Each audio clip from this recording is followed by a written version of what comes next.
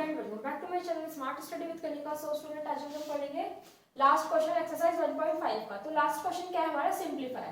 तो first part क्या है हमारा? 2/3 डॉट 2 1/5। हमें जो है पावर्स दे रखी है 2/3 और 1/5, और जो हमारे बेस है वो दोनों हमारे जो है सेम है। ठीक है, अब देखो जो डॉट होता है, डॉट का मतलब क्या होता है? जो पॉइंट दे रखा है इसका मतलब होता है मल्टीप्लिकेशन का साइन।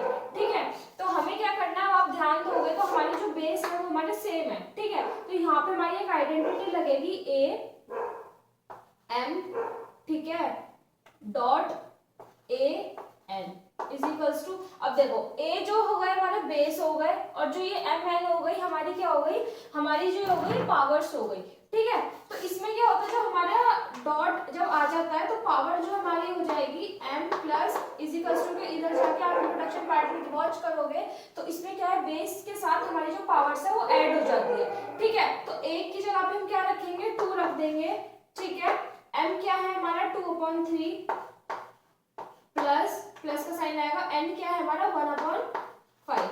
अब क्या करेंगे हम लोग? 2 हम एज इट इज ऐसे रखेंगे। अब हम ना 3 और 5 का जो है एलसीएम लेंगे।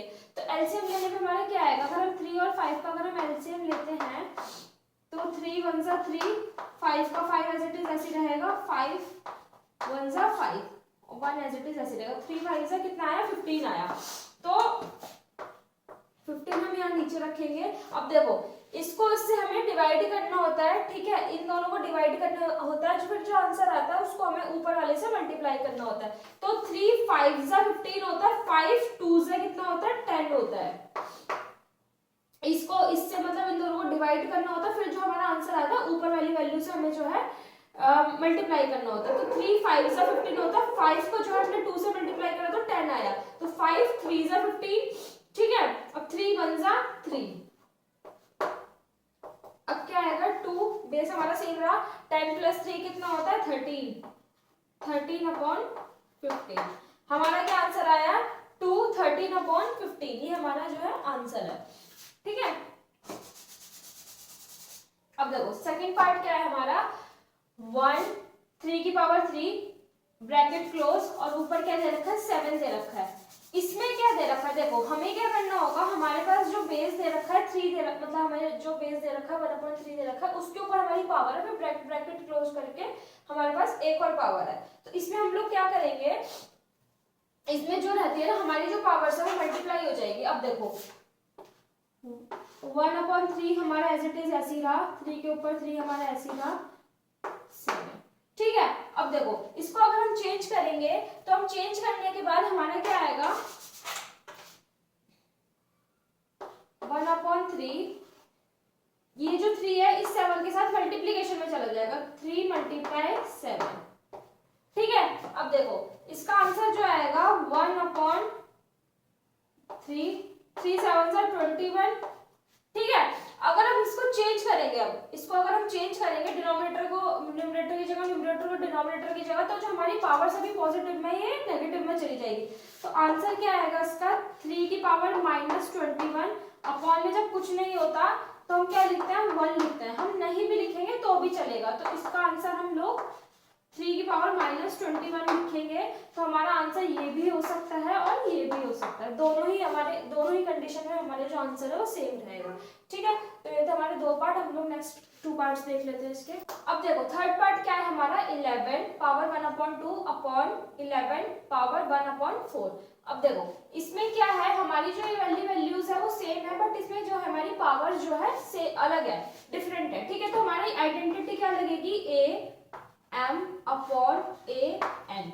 ए वाली वैल्यूज तो हमारी सेम है, ठीक है, लेकिन जो हमारी पावर है वो डिफरेंट है, तो इसलिए ऊपर m नीचे n इज इक्वल्स टू। अब जब ऐसी सिनेरियो क्रिएट होता है हमारा, ऐसी कंडीशन जो हमारी बनती है, तो हमारी जो पावर्स होती है वो माइनस हो जाती है, तो a के साथ m माइनस हम n कर देंगे।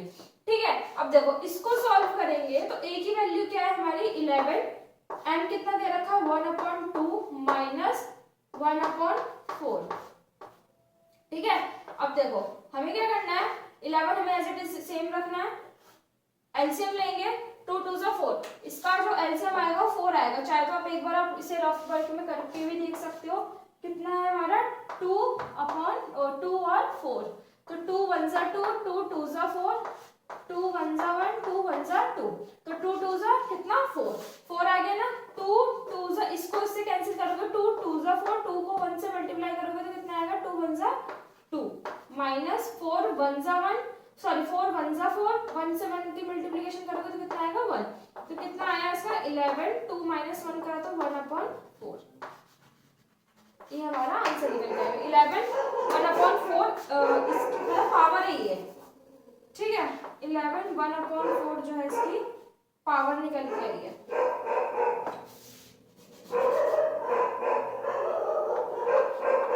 ठीक है, अब लास्ट पार्ट क्या है हमारा, 7 हमारा बेस दे रखा है, 1/2 पावर है, डॉट 8 हमारा बेस है, 1/2 हमारी पावर। अब आप इसमें ध्यान दोगे, इस वाले पार्ट में नोटिस करोगे तो हमारा जो बेस है वो डिफरेंट है, बट हमारी जो पावर्स है वो सेम है, ठीक है।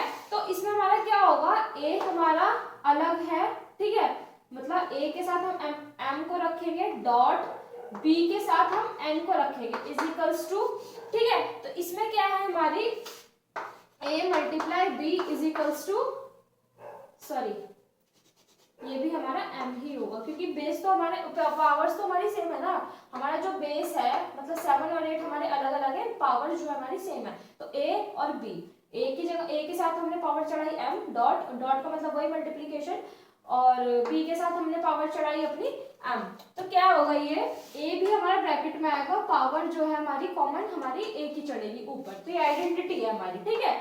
a की वैल्यू कितनी दे रखी है 7 मल्टीप्लाई b की वैल्यू कितनी दे रखी है 8, m की वैल्यू क्या है 1/2, तो कितना हुआ 8 7 8 जा 56, 56 की वैल्यू कितनी आई, मतलब 56 की पावर कितनी निकल के आई हमारी 1/2।